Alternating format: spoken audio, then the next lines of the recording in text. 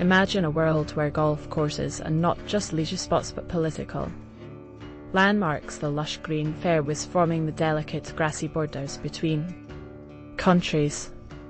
Here, diplomacy plays out in birdies and bogeys. Treaties are signed over tee offs and international disagreements settle with a perfect putt. Welcome to the world of border golf. In the 1980s, a visionary idea took hold. Leaders from two adjacent countries, tired of constant border disputes, decided to replace their boundary lines with a golf course stretching the length of their shared border. What seemed like a whimsical notion at first soon became a global trend. By 2025, dozens of countries had adopted the concept, transforming tense frontiers into serene landscape masterpieces. Spectators gather at the sidelines where once barbed wire stood. Ironically, it is the golf balls that now fly overhead, not bullets. Politicians, diplomats, and even regular citizens are encouraged to play alongside each other, building bonds with each swing. The rule is simple: disputes over boundary lines are settled by match play. A hole in one could mean the difference between peace and conflict. But as with any game, this unique setup comes with its own quirks.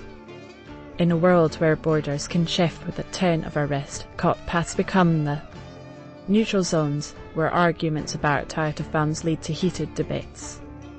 There are holes with legendary status, the 18th at Parley Point, where a single putt once shifted a 3-mile border. Yet, not everyone adapts to this whimsical frontier world.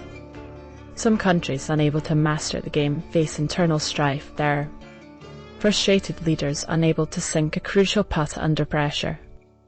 A peculiar tension takes hold as the world's greatest golfers transition into political advisors, their popularity soaring to new heights. And therein lies the twist.